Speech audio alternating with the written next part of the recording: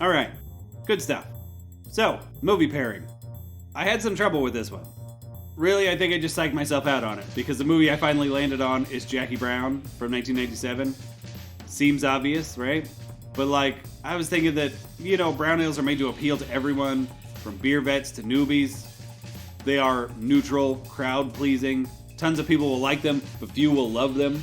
So you need a movie like that, a lukewarm crowd pleaser. That shouldn't be too hard to find.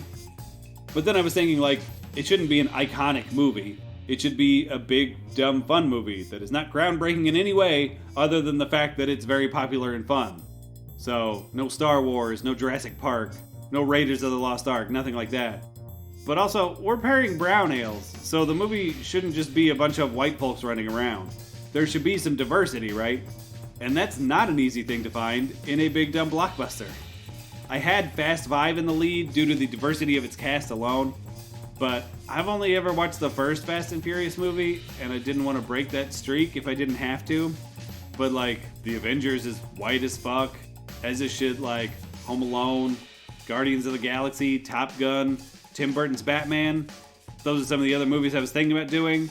And the other ones I had in mind both have Will Smith in his prime. Independence Day or Men in Black. They didn't feel right either. So I almost went with Fast Five. But then I worried that Fast Five was maybe too popular to fit into the category of a lukewarm crowd pleaser. People fucking love that movie. I don't get it personally, but I know for a fact that Fast Five is someone's favorite movie. A lot of someone's, most likely. Then I remembered Jackie Brown. Perhaps the least celebrated movie in Quentin Tarantino's entire filmography. But it's got a diverse cast. It was Tarantino's follow-up to Pulp Fiction, so it had a much hyped release. I think it's a solid movie, but it's also not likely to be anyone's favorite movie. And it's got the word brown right there in the title. Plus, it's a Pam Grier movie, and we are obligated to do at least one Pam Grier movie considering she gets name-dropped in our theme song. So, not that you necessarily cared, but that's how I arrived at our beer and movie pairing for this episode. Jackie Brown and Civil Life Brewing's American Brown. I don't know why Jackie Brown doesn't get more love. I think it's supremely well made. It's funny, it's got great performances, a great soundtrack, and it's also Tarantino's most grown-up movie. It's not an exercise in genre fanboy freakouts like a lot of later Tarantino movies tend to be. It's a real movie. It's still very much a Tarantino movie, but it doesn't feel the need to beat you over the head with that fact. Tarantino, to me, is one of those directors that I've come to be very conflicted about over the years. He was one of the absolute best directors of the 90s, but I feel like his movies have been a series of diminishing returns ever since. A lot of the directors I liked back then have really imploded in the years since, and I don't think Tarantino has done that. I just think his recent output has been spotty. Definitely not as bad as some. I'm talking about people like Kevin Smith and Tim Burton, where if you were to chart the quality of their movies, you would see a precipitous drop-off at some point.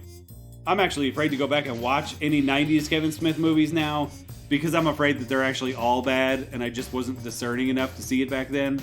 I have watched Mallrats in the past couple of years, and it most assuredly does not hold up. It's actually pretty embarrassing to admit that I liked that movie at all at some point in my life, so maybe Kevin Smith wasn't the best example there. But either way, that's not the trajectory of Tarantino. His peak was in the 90s for sure, but he still managed to stay relevant in the years since. It's just that he's way more hit or miss now.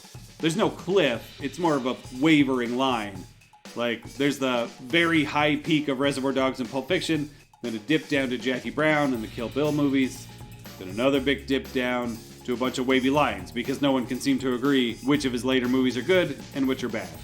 But Jackie Brown, to me, is a solid movie. It's not his best, but it's better than any Tarantino imitators managed to make in the years since Pulp Fiction. And there have been a lot of them.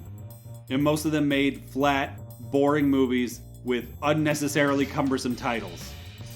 Movies like Things to Do in Denver When You're Dead, The Way of the Gun, The Big Hit, 2 Days in the Valley, Go, 8 Heads in a Duffel Bag, The Boondock Saints, Reindeer Games, Chain of Fools, American Strays, Lucky Number 11, Truth or Consequences, New Mexico, Very Bad Things, Suicide Kings, Big City Blues, and that's just the tip of the iceberg, folks. Those are just the ones I've seen.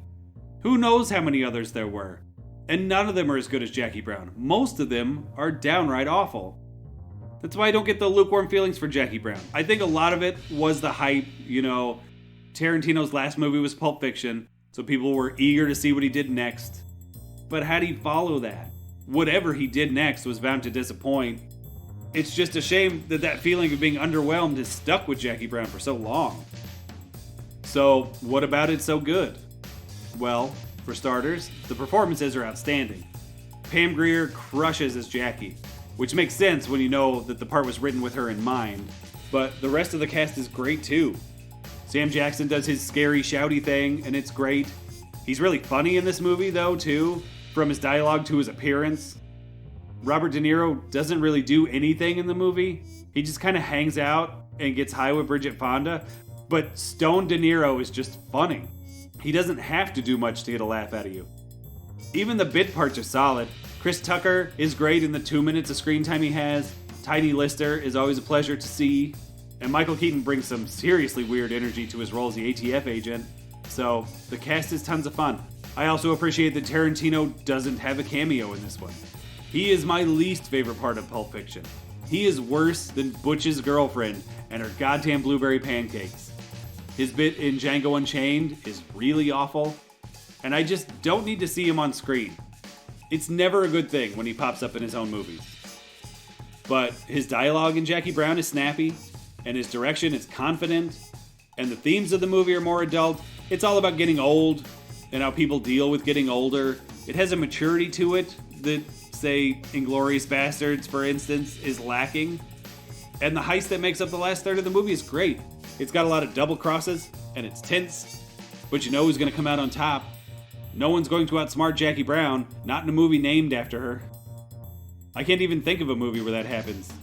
Hit me up if you can think of a movie where the titular character loses, or dies. And don't throw out John dies at the end, because that's just cheating. But when does that happen? I guess biopics. It happens a lot with biopics. Gandhi, Malcolm X, Milk.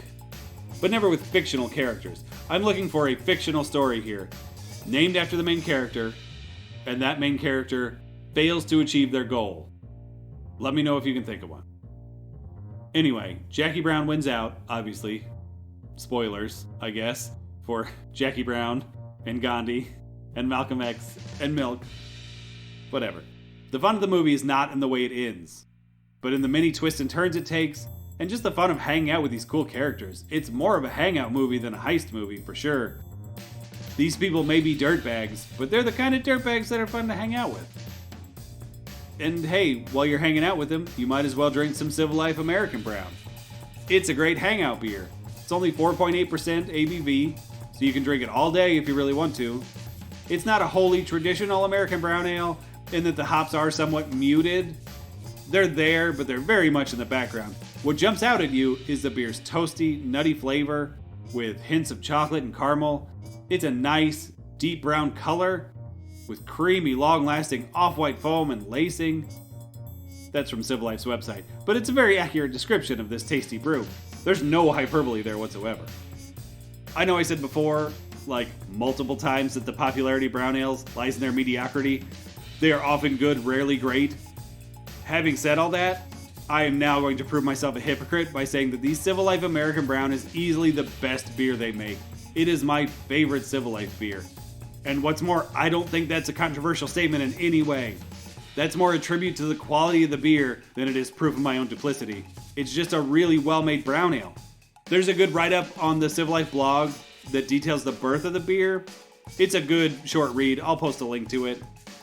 Anyway, I just spent a long time talking about Jackie Brown and roughly 30 seconds talking about the beer. But again, there's not a lot that needs to be said about brown ales.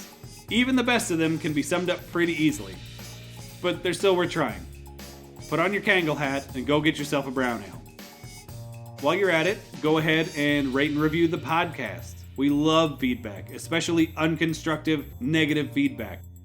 You can hit us up on various social medias by searching for @BeerBlockbuster. You can email us at beerblockbuster@gmail.com. And you can visit us in person at our corporate headquarters. The address is 700 Clark Avenue, St. Louis, Missouri 63102.